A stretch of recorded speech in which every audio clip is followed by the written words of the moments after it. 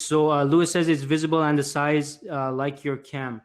Awesome, fantastic. So folks, I'm going to get today's session started. So what I'm going to be talking about today, and I'm assuming for those of you tuned in today, you were probably, the topic that I'm going to be speaking about today kind of caught your attention, right? Like how do you ask 3 killer questions that you need to be asking at your job interviews?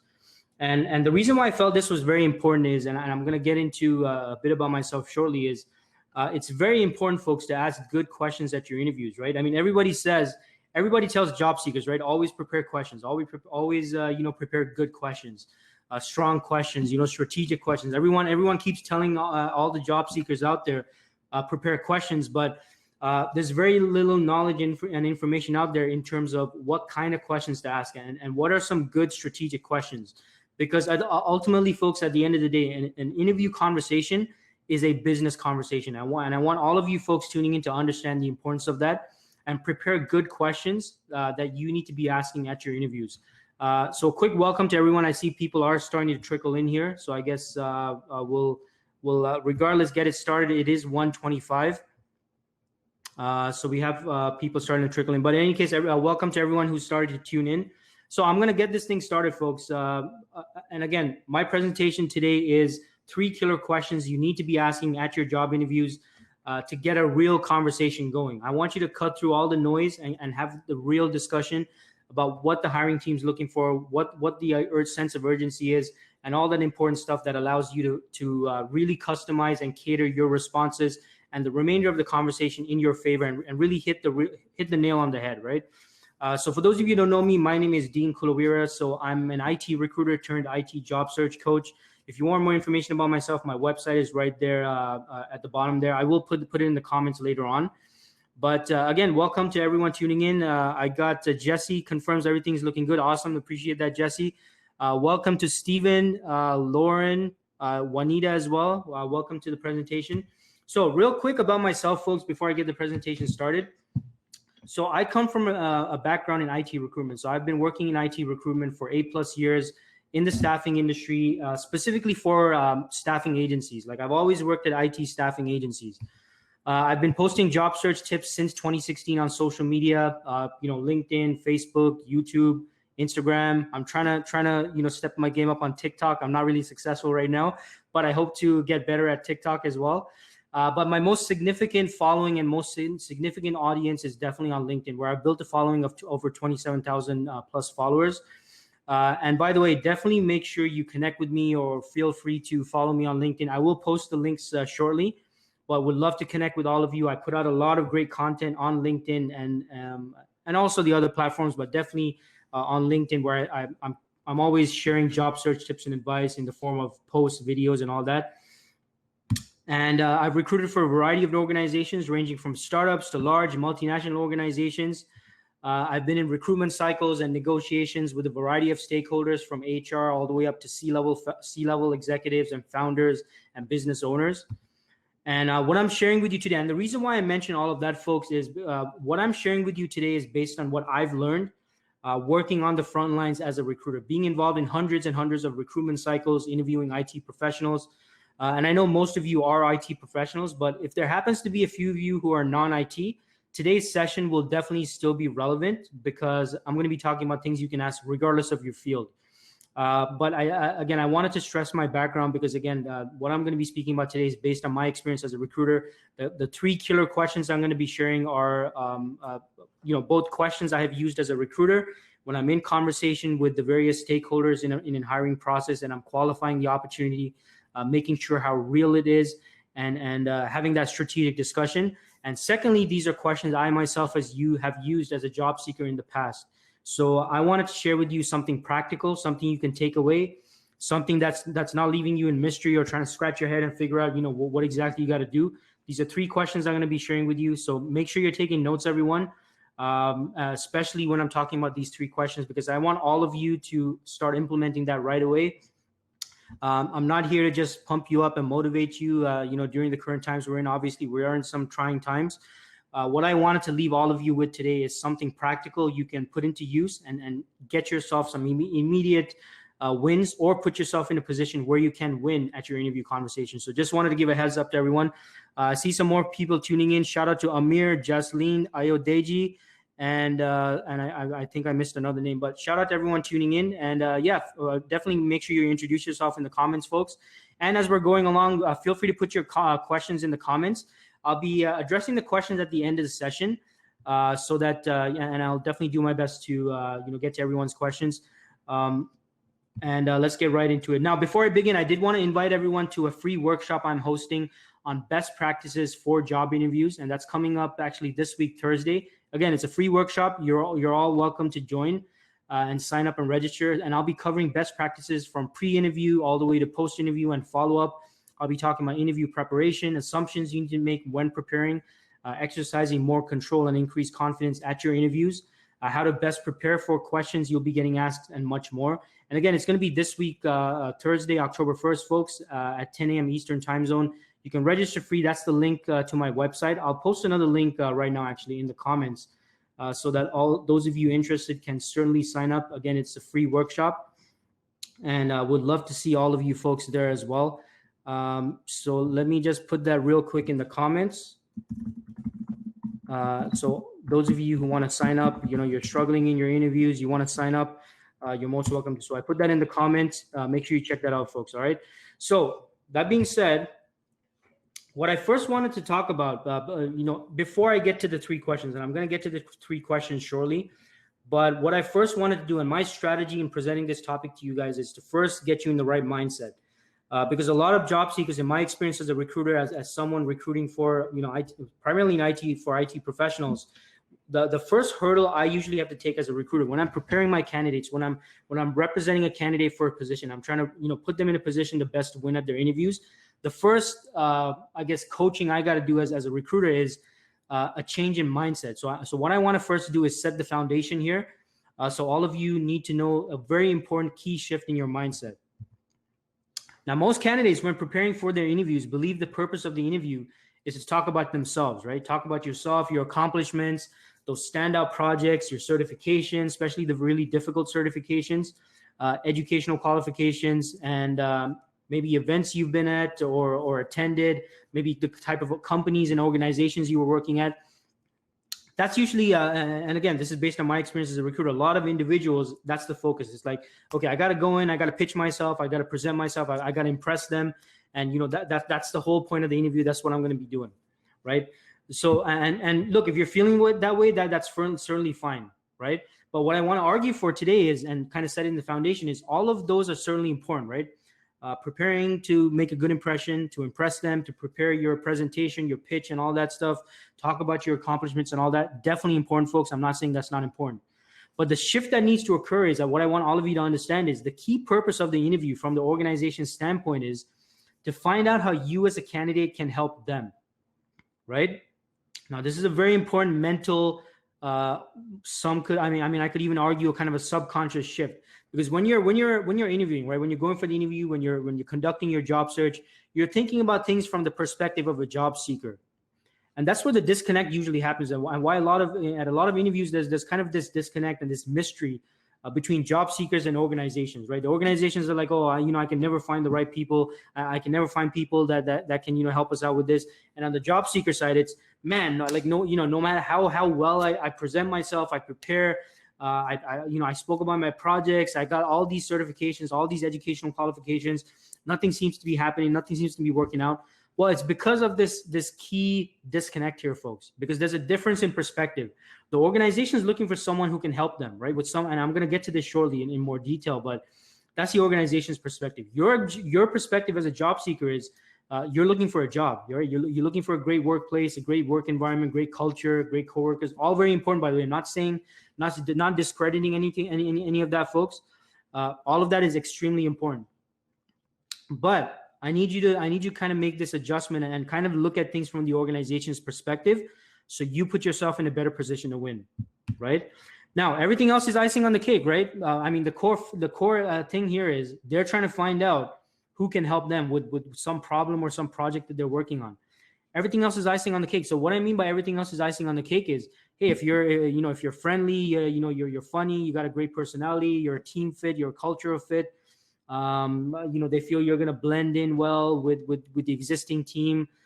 your good personality match, all that stuff. Definitely important. Again, not saying that's not important, folks. Definitely important.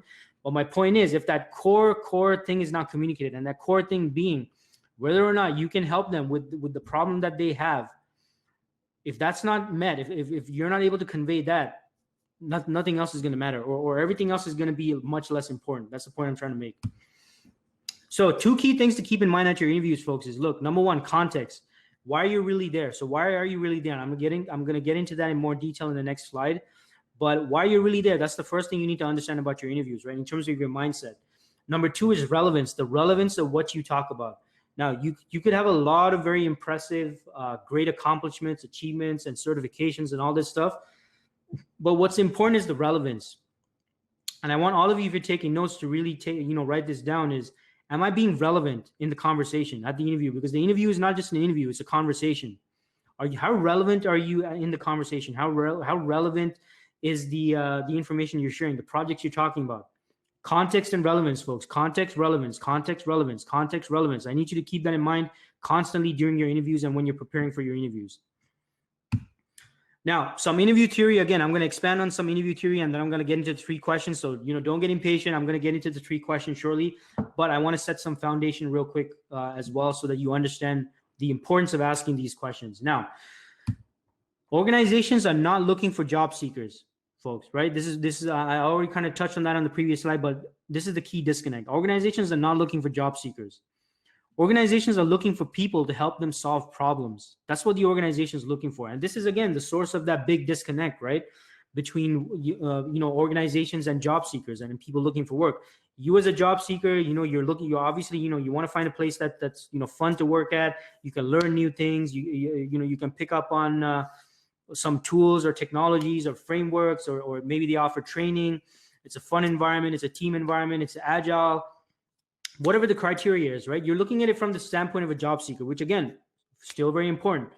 But from the organization standpoint, folks, the organization is not looking for job seekers. No organization, in my experience as a recruiter working in the recruitment industry for 8 years, I've never had a meeting or conversation with the hiring team where the hiring team said, "Hey, Dean, we need you to go find us some job seekers."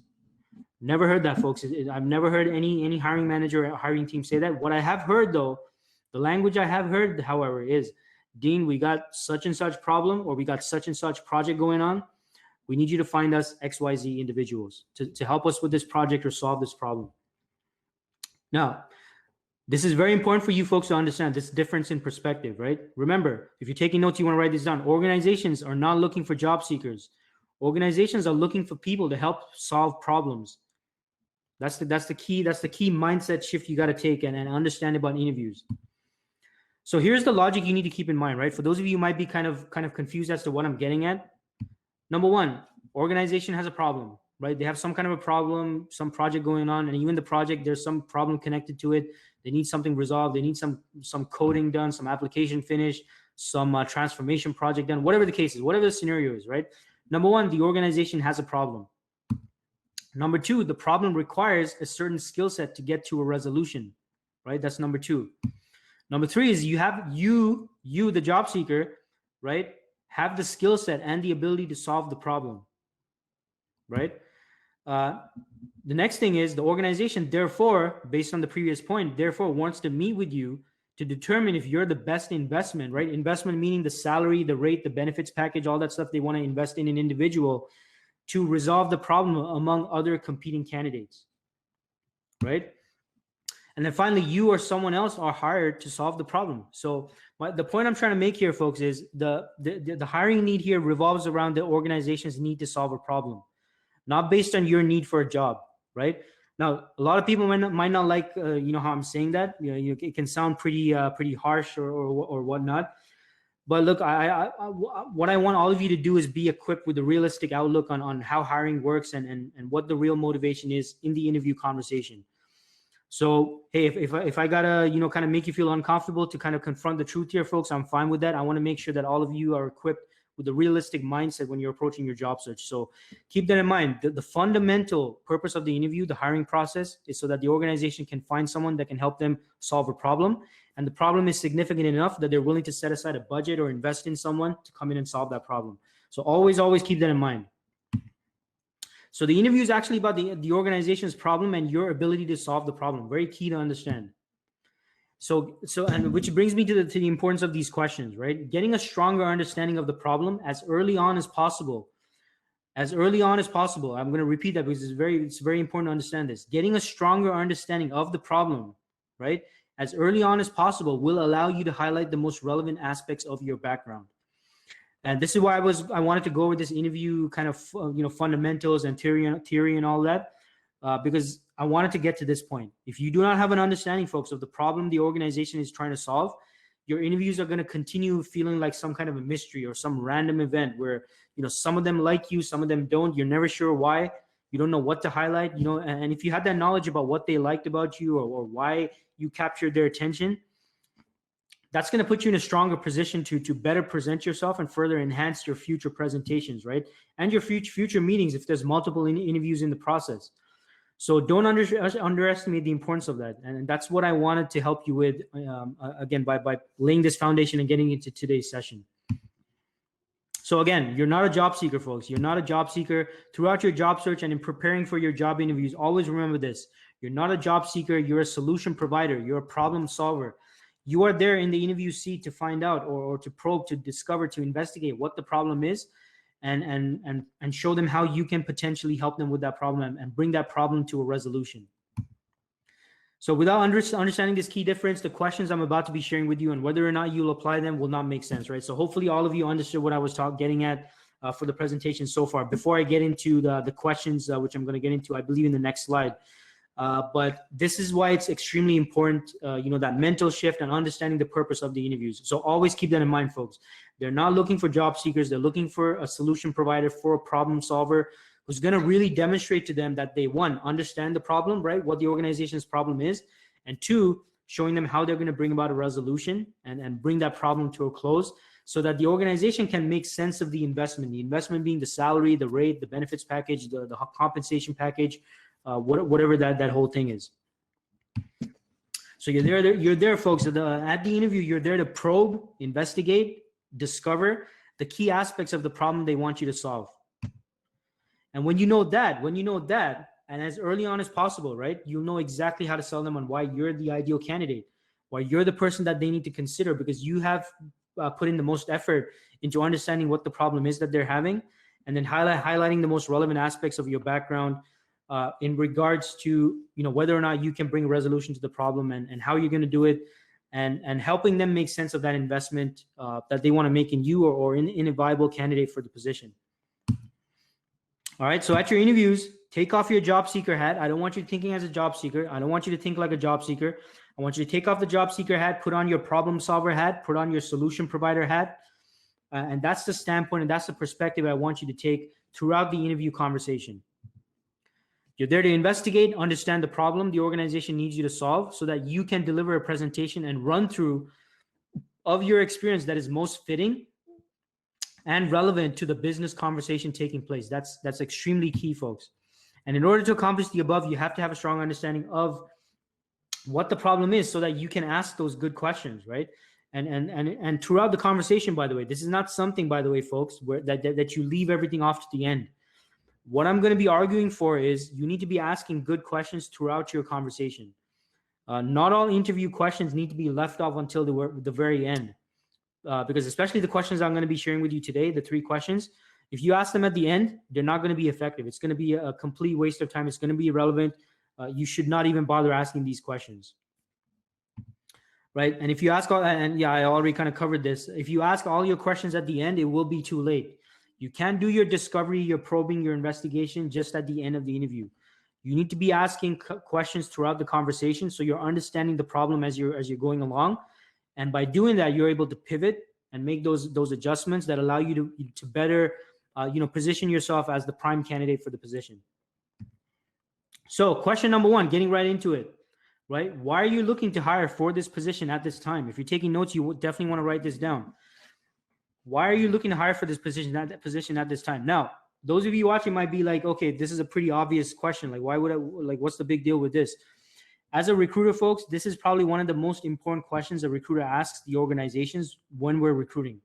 Right? And this is coming from a staffing agency perspective, of course. But this is a key question because, and it's a question that most candidates I've spoken to, or that I've represented as a recruiter, or that I currently coach as an IT job search coach, do not ask, right? Why are you looking to hire for this position at this time? This is a very important question all of you need to be asking at your interviews. And by the way, as early as possible. Now, when do you need to ask? As I mentioned, as early on in the conversation as possible. My recommendation is you ask this right after that initial small talk, after the initial introductions, maybe even after they kick it off and say, hey, can you tell me about yourself, right? So you do the small talk stuff, you do the little chit chat, the introductions, all of that stuff. They ask you, can you tell me about yourself? You finish your pitch about, tell me about yourself. And then you go right into asking this question, right? And you need to establish this as soon as possible, folks. You need to be asking this right at the beginning, right early on in the conversation. If you ask this question at the end, it's too late. And it's not really relevant to ask it right at the end. Now, why do you need to ask this question? Well, the reason is it gives you an idea of why they want to hire someone in the first place, right? What's the motivation? What's the urgency? What's the reason why they're looking to hire for this position, right? And folks, do not assume the job description is going to tell you why they're looking to hire. The job description might mention what they're looking for, right? In terms of, technologies and skill sets and all this, whole bunch of stuff. But the job description usually never, in most cases, doesn't usually communicate effectively or accurately why they're looking to hire, right? Now, some of you might be thinking, well, Dean, I mean, what's the big deal? Like, well, what difference does it make why they're looking to hire? Because that affects the level of urgency and the motivation, folks, right? So, for example, let's say an organization, let's take a couple of scenarios, right? Let's say one organization, let's say there's 3 organizations, right? All looking for, say, software developers, right? Now, how different can the motivations be between these 3 organizations? Now, definitely they want a software developer to come in and do some coding, right? But that's not why they're looking to hire. Why they're looking to hire is for some reason they need a software developer in the first place. Now, what that reason is what you need to uncover by asking this question. Because in those 3 scenarios, like in one company could want a software developer simply because they had an existing developer leave the team. And that developer left the team, and now they got a backlog of stuff that they need done. They need someone to come on board to help keep up to speed and deliver the product to the client. That's one motivation. Second one could be they had a developer. That developer recently got promoted to a different position, and basically they need another maybe junior developer to come on board and deal with all the the stuff that the senior developer does not deal with, right? That's a different motivation, right? Another one could be that the organization recently acquired new business. They've been expanding fast. They've got a whole bunch of new customers, and the customers are putting a lot of demands on what needs to be done, and the current team is not able to keep up and step up. And they need a senior developer, like a team lead, to really come in place and really set the team in stride and really set things and set a process in place and make sure that they're able to deliver the end product, whatever it is, to these customers. Because the current team is mostly junior developers, they don't have any leadership. So that could be another motivation. So those are just 3 simple examples there, folks. But you see in those three examples, right, same position, but totally different motivations. So you need to figure out why they're looking to hire for this position, and getting that information allows you to highlight the most relevant aspects of your background, right? So let's say it was the first situation where someone left the position. There's a whole backlog of work, and you need to get up to speed. Then you would probably highlight similar experience you had in the past, where you were actually in a similar situation, where you were brought onto a team. There was a whole backlog of stuff, and you got all that stuff done. Maybe if it was the other scenario, right, whereby it's a team of junior developers, they need someone senior to come on board and really lead and guide the team and coach the junior developers. Well, in that case, when you're speaking about your background, you probably want to highlight that, right, because that's the urgency. That's why they're looking to hire. So asking these questions allow you to, first of all, figure out what their motivation is, and secondly, allow you to make a quick mental decision on which aspects of your background you want to speak about, because that's what's going to be most relevant to the organization, right? And you'll know exactly what you need to be talking about then, right, when you know why they're looking to hire. So very important question, folks. I hope those of you taking notes wrote this down. Why are you looking to hire for this position at this time? And you want to ask this as early on in the conversation as possible, right? Now, question number 2 is, what are you looking for in an ideal candidate for this position? What are you looking in an ideal candidate for this position, right? Very important question to ask. So this is where you want to narrow down what exactly they're looking for from a skills standpoint, experience standpoint, maybe certification standpoint, industry standpoint, whatever it is. Like what are you really looking for in an ideal candidate for this position? Right? And again, when you want to ask this, it's probably as early on in the conversation as possible. And sorry, excuse me. And I would actually suggest you ask this right after you ask question number 1, like as a follow-up question after they tell you why they're looking to hire for the position at this time. So you need to ask this again as early on as possible. And it's best utilized as a follow-up question. So what you're aiming for here is you're trying to hone in now. You're trying to target in or zero in on what are the key skill sets they're looking for in the ideal candidate for this position. Now, why do you want to ask this? Look, as a recruiter, folks, like, and again, I've been working primarily 100% on the staffing agency side of the equation. Most job descriptions, they list like 20, 30, or so requirements and all this stuff. And I know a whole bunch of you are stressing out over these 20 requirements for the position. I can tell you folks that for most positions, it's usually maybe 3 or 4 things that are like really crucial for the position. 3 or 4 things, folks. Out of 20 to 30 bullet points, it usually comes down to maybe 3 or 4 of those bullet points. But there's no way to really guess what those 3 or 4 most important, non-negotiables are simply reading the job description. Maybe in some cases you can, right? Especially, if it's a well-written job description, maybe you can. But you can't make that assumption when there's like 20 to 30 bullet points listing, what they're looking for in an ideal candidate for the position. And it usually comes down to maybe 3 or 4 top skill sets. I have folks, and just sharing with you some stories, being a recruiter myself, like I have as a staffing agency recruiter, I've had meetings with clients, with organizations where my team, the team that I was on, the recruitment team and the sales team, we met with the client and pretty much, out of those 20, 30 things on the job description, they're like, Dean, we really just need someone who has X, Y, and Z. Like that's it. Those are the 3 most important things we need. And sometimes, folks, those 2 or 3 or 4 important things aren't even mentioned in the job description. And the job description is sometimes something that, the company just puts together so they can, for whatever reason, they want to show that, they have a job posted, it's official, it's part of their process, maybe, I don't know, whatever the case is. But this is the key thing to understand about job descriptions and why all of you need to stop assuming that the job description tells the full story. It does not. I guarantee you, I can tell you personally from personal experience, the job description does not tell the full accurate story, folks. Now, exception. There are definitely certain organizations out there that do excellent jobs on their job descriptions. Like the job descriptions are very well written, very accurate. I'm not talking about those organizations. There's definitely organizations out there that actually do put a lot of effort into customizing the job description, making sure that the person reading it knows exactly what the key aspects for the role are. But I want you to go in under the assumption that the job description is not really telling you the real story about what the core skill sets are for the role. So again, I have been, as a recruiter, as a staffing agency recruiter in the past, I have met with clients, with organizations whereby the job description might have like 20, 30 requirements, but it really comes down to maybe 3 or 4 top requirements. So that is why, folks, this question is extremely important. I want all of you to ask this question. If you do not ask this question, you cannot narrow it down to what exactly they're looking for in an ideal candidate. And always keep this in mind. It usually, no matter how big the job description, I don't care if it's like 20, 30, 40 bullet points on the job description.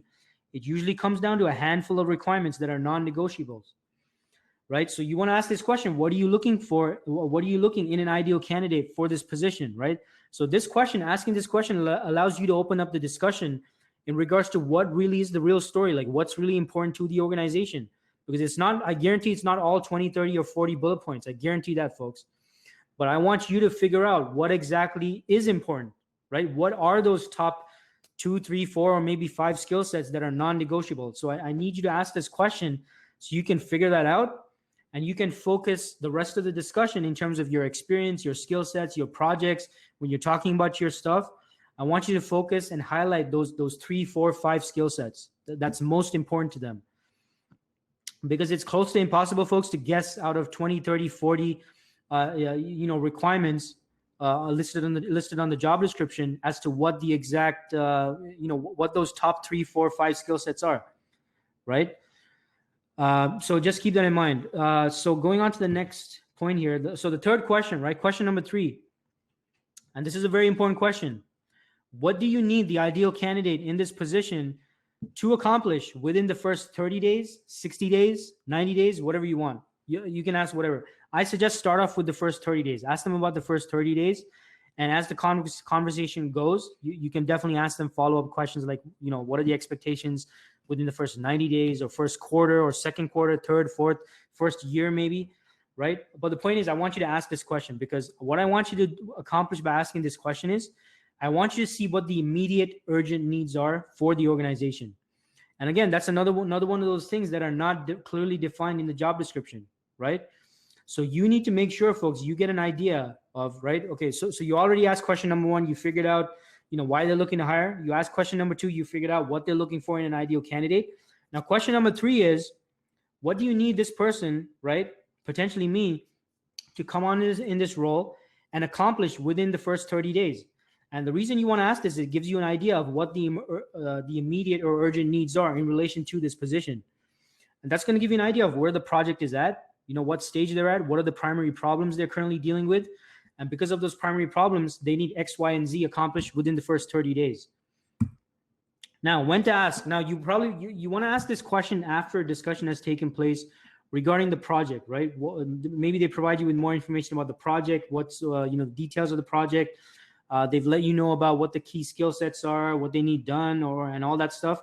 So after you had that discussion, that's when you need to ask this question, right? So you need to ask, Mr. or Mrs. Hiring Manager or Mr. and Mrs. Recruiter, out of curiosity, what do you need the ideal candidate in this position to accomplish within the first 30 days? And that's going to cut all the noise, folks, and they're going to tell you exactly what they need this person to do within the first 30 days. And you're going to find out what's immediate and what's urgent. And knowing that will allow you to, again, further make pivots and adjust your pitch, right? And you know exactly now what you need to be talking about for the remainder of the conversation. You need to be focusing in on your relevant experience, whereby maybe you have to deal with something, that they need done within the first 30 days, and you have experience with whatever it is that needs to get done from your past experience, right? So that's what you need to be figuring out. Right. Salem, I do see your question. So Salem says, I heard the resume gets filtered by a software against 20 to 30 bullet points, and sometimes resume hardly makes it to the next level. Actually, yeah, Salem. So this particular session is about making it beyond that stage. I'm not talking about the application stage at this point, Salem. I'm not sure if there's other sessions talking about that, but you would probably want to join a session with like resume tips and stuff like that. What I'm talking about here specifically is assuming you're at the interview. So I'm talking about interview tactics and strategy over here. But feel free to follow me on LinkedIn, Salim. I do talk about, the resume stuff as well. So make sure you follow me on LinkedIn. I'll be happy to, I share a lot of content in relation to that. But today's session, folks, is about being at the interview. This is when you're at the interview, you pass the resume stage. That's what I'm talking about today. So again, yeah, this question, again, going back to the question, what do you need to the ideal candidate in this position to accomplish within the first 30 days? You're cutting through all the noise, folks, right? You're getting into, okay, I understand why you're looking to hire for this. I understand what you're looking for in the ideal candidate. Now what you're doing is you're clearing all the noise, right? All the distractions, all the other stuff, all the fancy dancy stuff. You're getting to, okay, what's important immediately? What do you need done within the first 30 days? Because that's what's going to be the real money, right? Because that's going to be the urgent, immediate need. They want someone to come in and get XYZ done within the first 30 days. So you need to figure that out so you can, again, adjust your pitch, make pivots, and highlight those aspects of your background that demonstrate how you can be the person to come in and get things done, whatever it is that's important to them within the first 30 days, right? So very important question, guys. Make sure everyone asks this question. It's very important. And again, why ask this? Well, it allows you to determine the priorities, right? So what's immediately required or urgent, what needs to get done over the medium term or the long term. And this question will allow you to get an understanding of the state of the problem, right? And the timeline of what needs to get handled and when. So it's a very important question, right? It's a very, very important question in order for you to ask this question and get that feedback and that response from them. So as a final note, and I'm getting to the questions shortly, folks, so feel free to put any questions you have as I wrap up this session. But the quicker you're able to grasp those key aspects of the project, right, the better able you are to have a very relevant conversation where you're highlighting the most relevant aspects of your background and you're positioning yourself as someone seeking to understand the problem and deliver a solution versus being someone just looking for a job. So Mina, this kind of connects with the question you have. I see your question there. So Mina says, in an interview session, how can we put on a solution problem hat, as you mentioned? Can you explain more? Yeah, Mina. So this goes back to what I explained before, Mina, right? Organizations are the whole purpose of an organization wanting to hire someone is that they have a problem, and the problem is significant enough that they want to invest money in someone to come in and solve the problem. So you're not, so although you yourself, Mina, might see yourself as a job seeker, right? Obviously, I mean, that is the case, right? Obviously, I mean, for most of you folks, you need jobs, right? You got bills to pay, you got mortgages to pay or rent to pay, and you got your dreams that you need to take care of, family to take care of, and all that stuff. You're looking at things from the perspective of a job seeker. Organizations are not looking from the perspective of a job seeker. Organizations are looking from the perspective of, we have a problem and we need the resolution. And we need to find out, when we're meeting with Mina, we need to find out if Mina is able to deliver a solution to the problem that we're experiencing.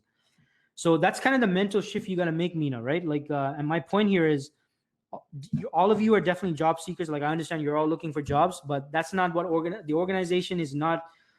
It doesn't really communicate much to the organization just by you saying that you're looking for a job. I mean, people will be polite about it. They'll be empathetic about it.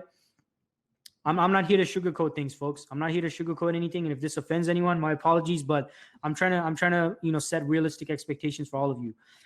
No organization is going to be impressed by you simply because you're looking for a job. That's just the reality of the situation, right? It's an ugly truth, but hey, I mean, we all got to deal with that, right? Ultimately, at the end of the day, the organization has a problem. The problem is significant enough that they're willing to invest money in bringing someone in, right? An expert such as yourself, Mina, right? Or anyone else watching, to come in, diagnose the problem, deliver a solution, right? So that's what I mean, Mina, when I say you got to take off your job seeker hat and put on your solution provider. Look at it from the standpoint of a solution provider as a problem solver. I believe that this could be including technical skills and soft skills together. Do you agree? Yeah, sure, Mina, I can. But the core thing here, the core fundamental is that they got to they have a problem that they need to get solved. So the most important aspect is, are you communicating, or are you effectively able to communicate how you can solve that problem? That's the main thing. Everything else is icing on the cake, right? As I mentioned before. So keep that in mind. Hope that helps, Mina, and great questions there. So again, before I wrap this up, folks, and I'm going to get into the questions shortly, I'm going to answer everyone's questions. I'm hosting a free workshop on best practices for job interviews this week. It's going to be this week, Thursday, October 1st at 10 a.m. I'm going to be covering best practices from pre-interview to post-interview and follow-up, interview preparation, assumptions you need to make when preparing for interviews, exercising more control and increasing your confidence at your interviews, how to best prepare for questions you'll be getting asked at the interviews, and much, much more.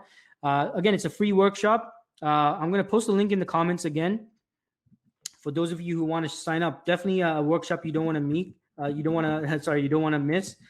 So I'm just going to put that in the comments right here.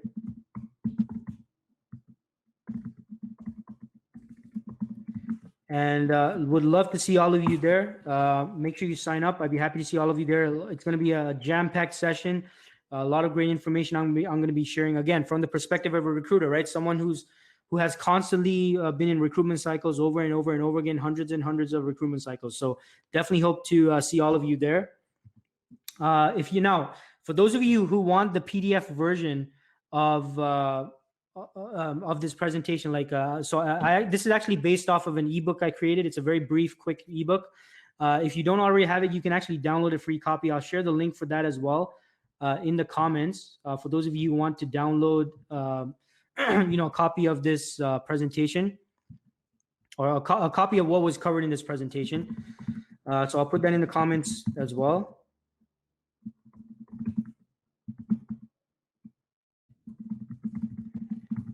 So all of you can download that. And finally, for those of you who want to connect with me, again, I'm very active on social media. I post a lot of job search content, posts, videos. I do a live stream as well, which I'm going to talk about shortly. But feel free to connect with me, folks. All my social media information is on my website. So you can connect with me on, again, LinkedIn, Facebook, YouTube, Periscope, Twitter. What else? I'm on TikTok as well, and Instagram as well. So definitely make sure you connect with me. I'm happy to connect with all of you and learn a bit more about how I can potentially help. And also definitely for, I put out a lot of great content. So make sure you follow me. Again, you'll pretty much be getting job search tips from me on a daily basis. And I'm happy to share, all my, all my tips and advice and that stuff on social media as well. So I put that in the comments. And in terms of my weekly live stream, so if you want to, if when you connect with me or follow me on social media, folks, make sure you mark your calendar. Every Wednesday, 11 a.m. Eastern time zone, I go live on LinkedIn, YouTube, Facebook, Periscope, and Instagram. I do a live stream every Wednesday where I talk about job search topics. I answer everyone's questions live, and all of you are most welcome to tune in and join in. Again, it's pretty much a very open discussion and conversation where I share various job search tips and advice. And you're all most welcome to join me there.